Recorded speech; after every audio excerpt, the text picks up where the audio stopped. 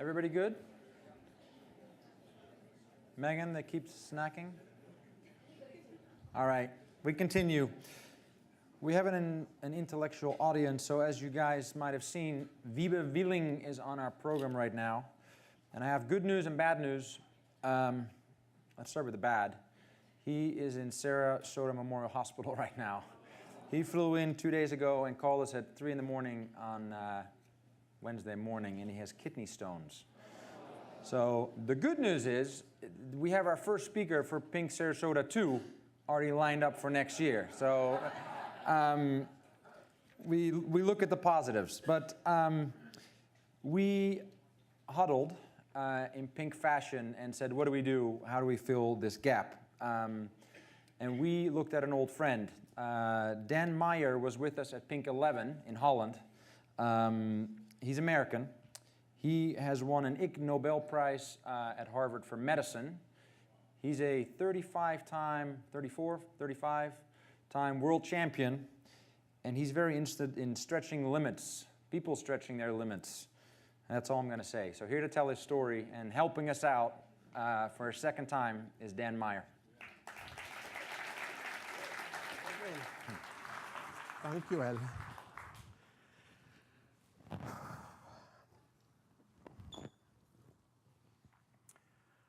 There once was a king in India, a Maharaja, and for his birthday a decree went out that all the chiefs should bring gifts fit for the king. Some brought fine silks, some brought fancy swords, some brought gold. At the end of the line came walking a very wrinkled little old man who had walked many days' journey from his village by the sea. As he walked up, the king's son asked, "What gift do you bring for the king?" And the old man slowly opened his hand to reveal a very beautiful seashell with swirls of purple and yellow, red and blue. And the king's son said, "That's no gift for a king. What kind of gift is that?" The old man looked up at him slowly and said, "Long walk, part of gift." Now, in a few minutes, I'm going to bring you a gift that I believe is a gift worth spreading, a gift that I believe can change your life as it's changed mine. But before I do, let me take you on my long walk. Like most of you, I started life as a little kid, born young. How many of you started life as a little kid? About half of you, okay. And the rest of you, what? You were born full grown? Man, I want to meet your mama. Talk about impossible. As a little kid, I always had a fascination with doing the impossible. The week before my 21st birthday, 2 things happened in one day that would change my life forever. Then, 20 years later, I discovered the secret for actually doing the impossible. But today is a day I've been looking forward to for many years, because today is a day I'm going to actually attempt to do the impossible right before your very eyes, right here today at Pink Sarasota. I'm going to prove to you that the impossible is not impossible. And I'm going to show you that you can do the impossible in your lives, but I'm going to need your help. First of all, I need you to close your eyes. Think back to when you were a little kid. Think back to your biggest dreams. What were your greatest dreams as a little kid? Where did you want to go? What did you want to do? Who did you want to be? Did you ever want to do something really remarkable with your life? Did you ever want to really do the impossible?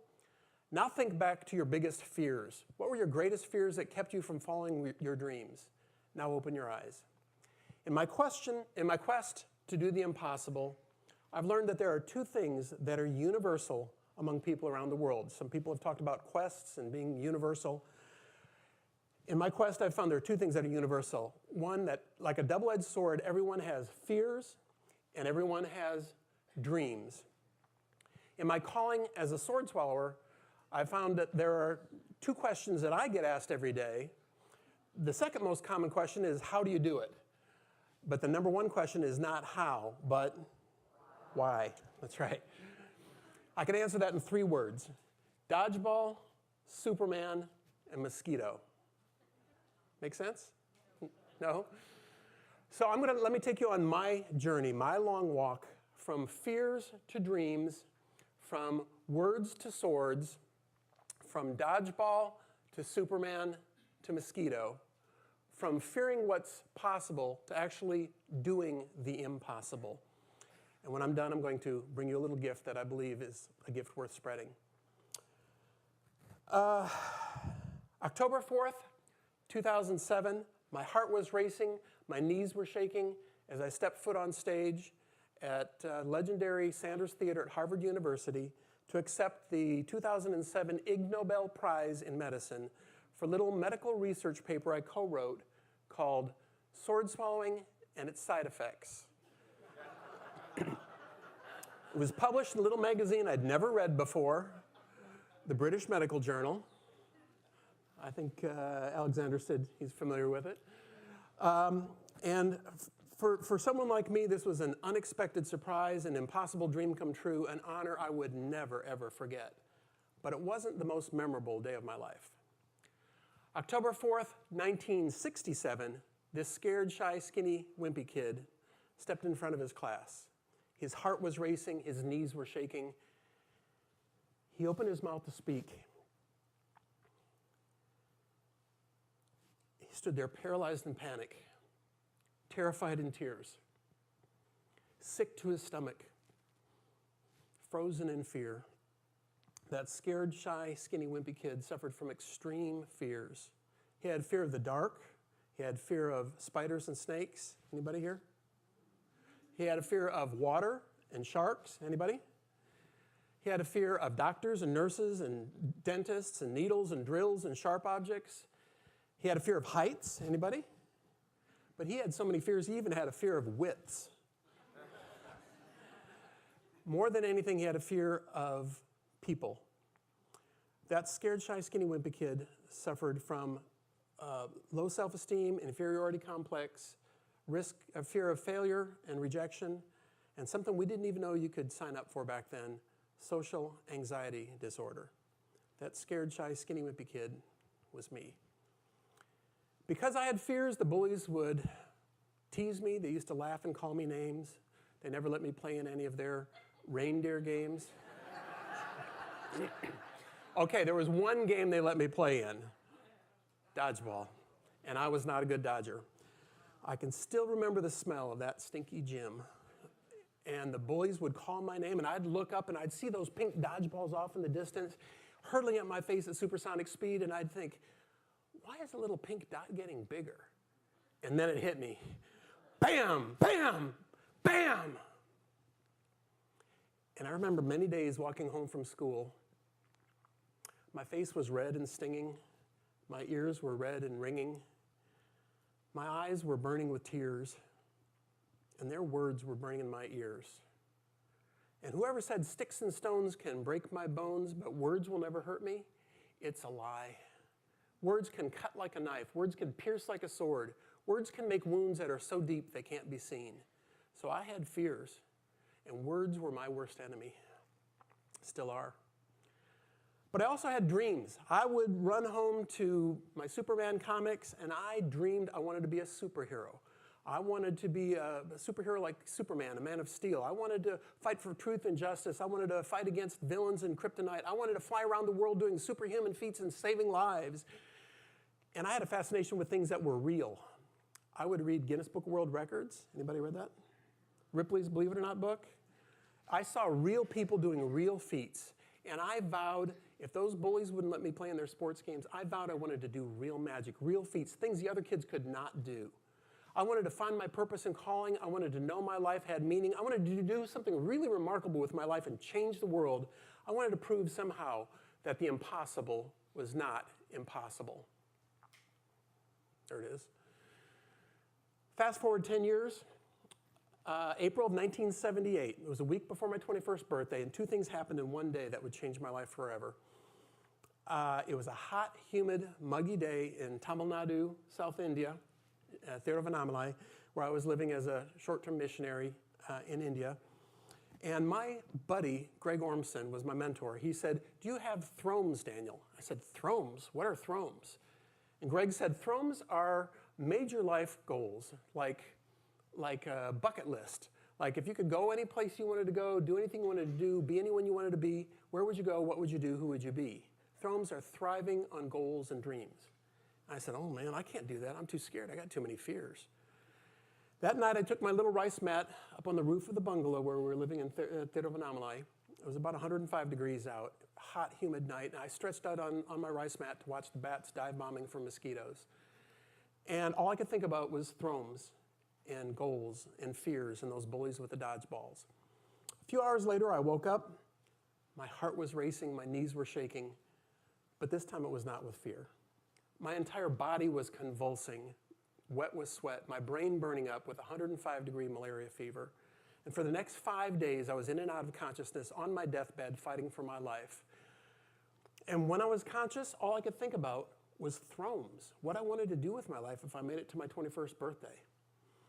Finally, on the night before my 21st birthday, in a moment of clarity, I came to a realization. I realized that that little teeny tiny mosquito, Anopheles stevensii, that weighed less than 5 micrograms, less than a grain of salt, if that little mosquito could take out a 180-pound man, I realized that mosquito was my kryptonite. And then I realized, no, it's not the mosquito. It's even smaller than that. It's that little parasite inside the mosquito, Plasmodium falciparum, that killed at that time over 1 million people a year and had killed more people since the beginning of time than any other disease. Then I realized, no, it's even smaller than that. But to me, it seems so much greater.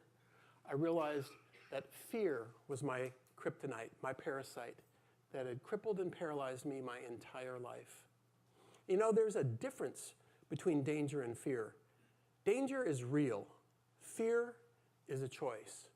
And I realized I had a choice. I could either live in fear and die a failure, or I could face my fears, kill my fears, put my fears to death, and dare to live, dare to reach for my dreams. You know, there's something about being on your deathbed and facing death that really makes you appreciate life. And I realized it's in dying that we live. Everyone dies. Not everyone really lives. It's at the edge of death that the point of life begins. Learn to die, dare to live. So that night, I decided I wanted to change my story, change my life.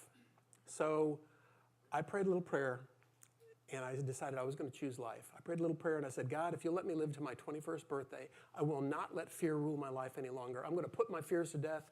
I'm going to take on risks and challenges. I want to find my purpose and calling, know my life has meaning. I want to do something remarkable with my life to change the world. I want to reach for my dreams.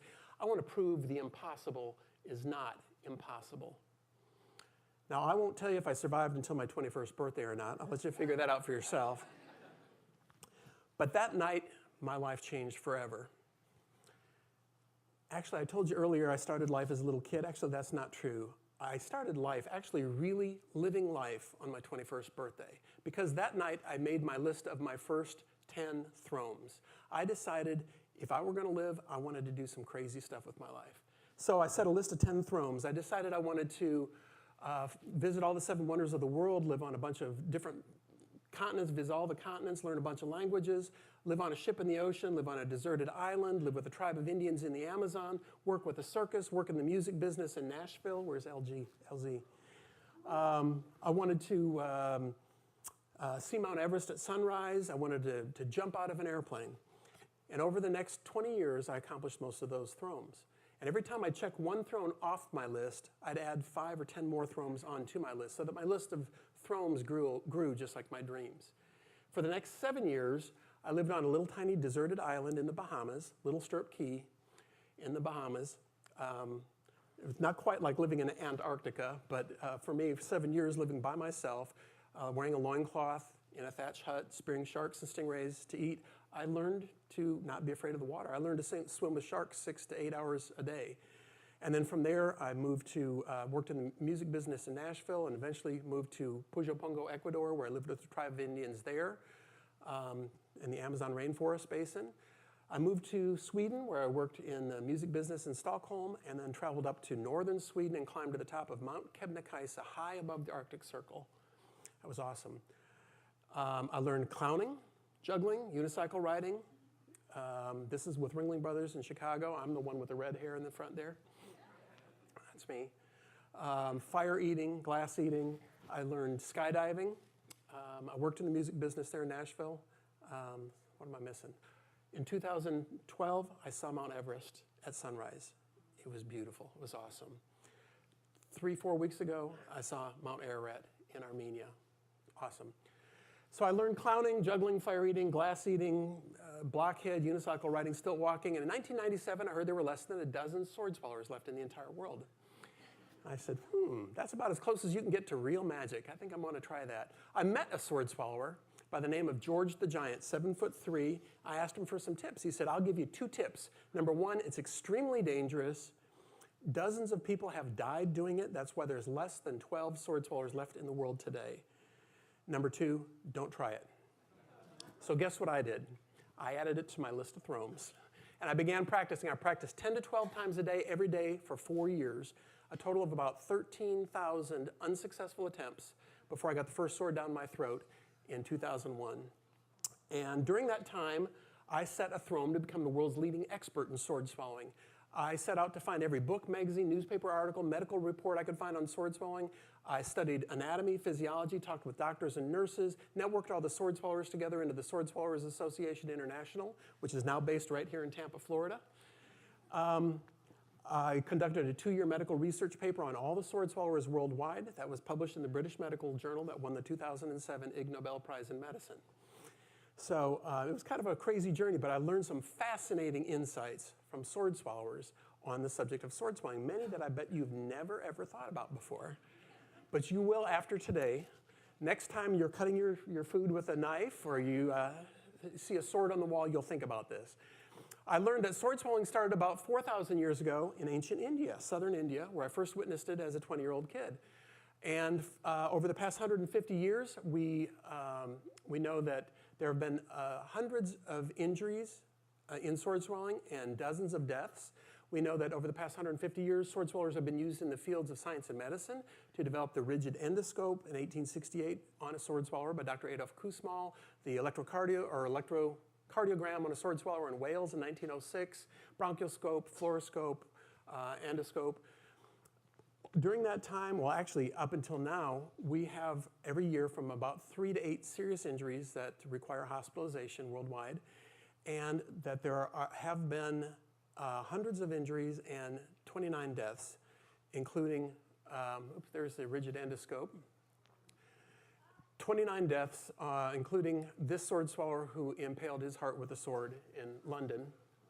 I held his heart at the British Museum in London. But the most fascinating tidbit, the secret that I learned on doing the impossible from sword swallowers, and is absolutely fascinating. Here's the secret I learned from sword swallowers. Don't focus on the 99% that's impossible. Instead, focus on that 1% that's plausible and figure out how to make it possible. The impossible is only impossible until it's not. The only difference between the impossible and the possible is focus and determination, or as like you said, persistence.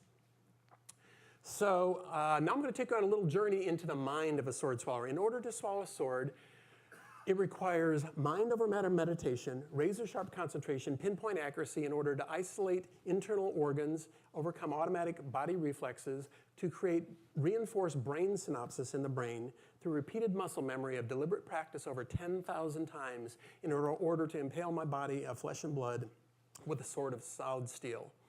Now let me take you into a little journey into the body of a sword swallower. And now I want you to imagine you're going to swallow a sword. First, you lick the blade. You can taste the cold, hard steel, the metallic taste. Then you slide the blade into your mouth, repress the gag reflex in the back of the throat, navigate a 90-degree turn down the esophagus. When you get down the esophagus, you have to repress the peristalsis reflex in the back of the throat, flip open the epiglottis, find the proper alignment into the esophagus, down the epiglottis, repress that peristalsis reflex, get the sword between the lungs. When you get to the center of the chest, the heart kind of finds the highest concentration the highest concentration of blood vessels in the human body is the heart. So I actually have to nudge my heart aside. And you can see the blade beat with the heart like that. Then I go past the heart, through the diaphragm, relax the lower esophageal sphincter, slide the blade past the liver and kidneys down into the stomach, repress the retro reflex in the stomach, all the way down to the duodenum at the base of the stomach. You'll see it coming up right about here. There's the heart on the right. There's the stomach right there. And if I were to go further than that, all the way down to my fallopian tubes. Piece of cake. Now, people often tell me, they say it must take courage to risk your life, to swallow a sword. and to nudge your heart and swallow a sword. But no, what takes real courage is for that scared, shy, skinny, wimpy kid to stand up here in front of a bunch of total strangers and risk failure and rejection, to bare his heart, swallow his pride, and stand up here and tell you his simple story of his fears and dreams, to risk spilling his guts, both literally and figuratively. You see, I always wanted to do the impossible in my life. I always wanted to do something really remarkable with my life, and now I am. But the remarkable thing is not that I can swallow 21 swords at once. See if we can get the video up here. 21 swords at once, or 20 feet underwater in a tank of sharks and stingrays for Ripley's, believe it or not, in Myrtle Beach, South Carolina. Or heated to 1,500 degrees red hot for Stan Lee's Superhumans, and that sucker was hot. As a man of steel, they called me the man of steel, dream fulfilled. Or to pull a car by swallowed sword from Ripley's, believe it or not, Baltimore, Maryland. Or to swallow a curved sword to make it to the finals on America's Got Talent. Or to win the 2007 Ig Nobel Prize in Medicine. No, that's not really the most remarkable thing. The really remarkable thing is that God could take that scared, shy, skinny, wimpy kid who was afraid of heights, afraid of water and sharks and doctors and nurses and speaking to people. Now he's got me speaking around the world, traveling at heights of 30,000 feet, swallowing sharp objects underwater in tanks of sharks, and speaking to doctors and nurses and audiences like you all over the world today. That's kind of the most incredible thing for me. You see, I always wanted to do the impossible with my life, now I am. I always wanted to do something really remarkable with my life, and now I am. I always wanted to fly around the world doing superhuman feats and saving lives, and now I am. But you know what? There's still a small part of that little kid's big dream deep inside.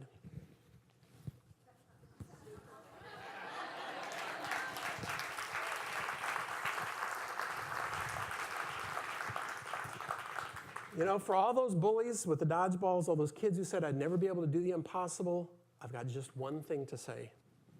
Thank you. Because if it wasn't for villains, we wouldn't have superheroes. I told you I don't like words. I've learned that actions speak louder than words. So I'm here today to prove to you that the impossible is not impossible. This is extremely dangerous. It could kill me. I hope you enjoy it. I'm going to need your help with this.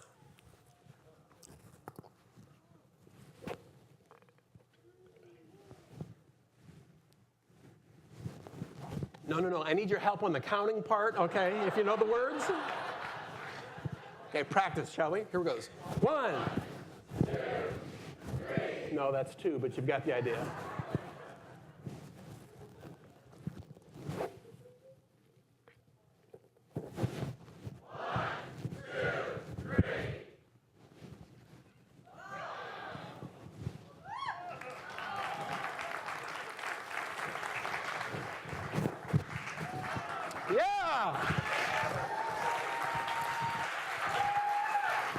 Thank you very much. Thank you. Thank you from the bottom of my heart. Actually, thank you from the bottom of my stomach.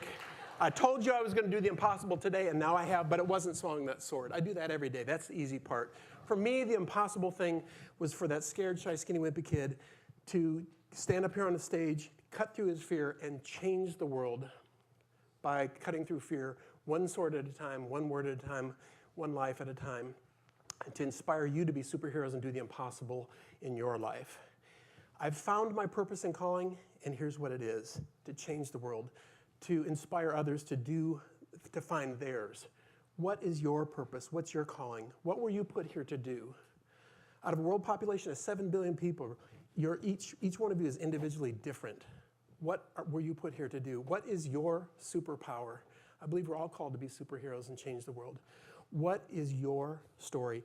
Tell your story, even if your voice is thin and shaky. What is your sword? Your double-edged sword of fears and dreams. Swallow your sword, ladies and gentlemen. Follow your dreams. It's never too late to do whatever you always wanted to do. If a scared, shy, skinny, wimpy kid can do the impossible, so can you. So let me leave you with this. The impossible is not impossible. And I believe that, ladies and gentlemen, is a gift worth spreading. Long walk, part of the gift. Thank you. Thank you. Appreciate it.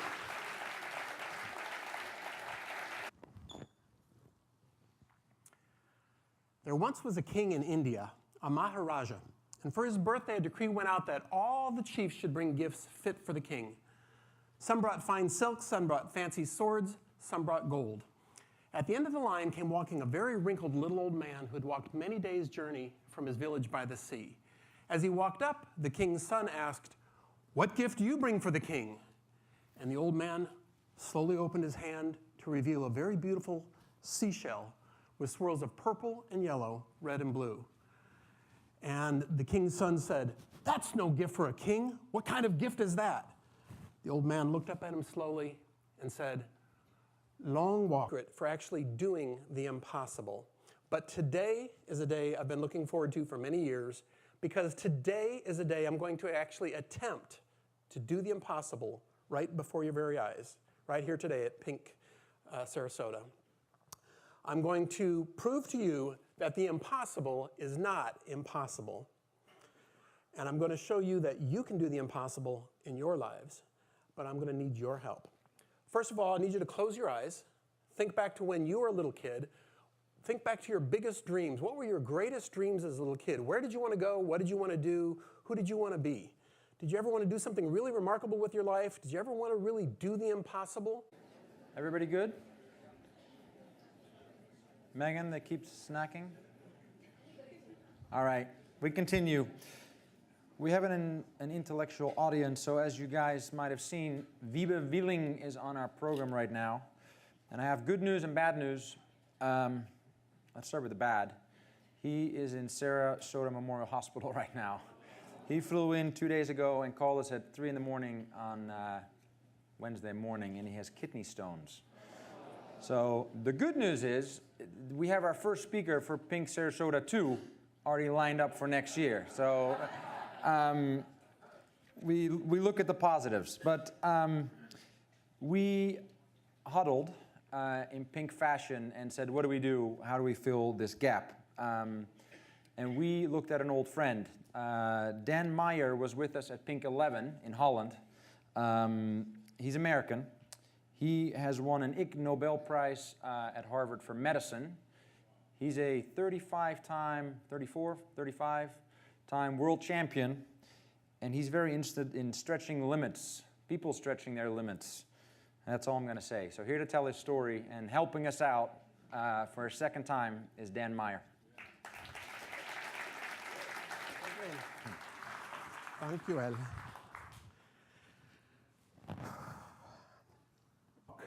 Part of gift. Now, in a few minutes, I'm going to bring you a gift that I believe is a gift worth spreading, a gift that I believe can change your life as it's changed mine. But before I do, let me take you on my long walk. Like most of you, I started life as a little kid, born young. How many of you started life as a little kid? About half of you, okay. And the rest of you, what? You were born full grown? Man, I want to meet your mama. Talk about impossible. As a little kid, I always had a fascination with doing the impossible. The week before my 21st birthday, 2 things happened in one day that would change my life forever. Then, 20 years later, I discovered the secret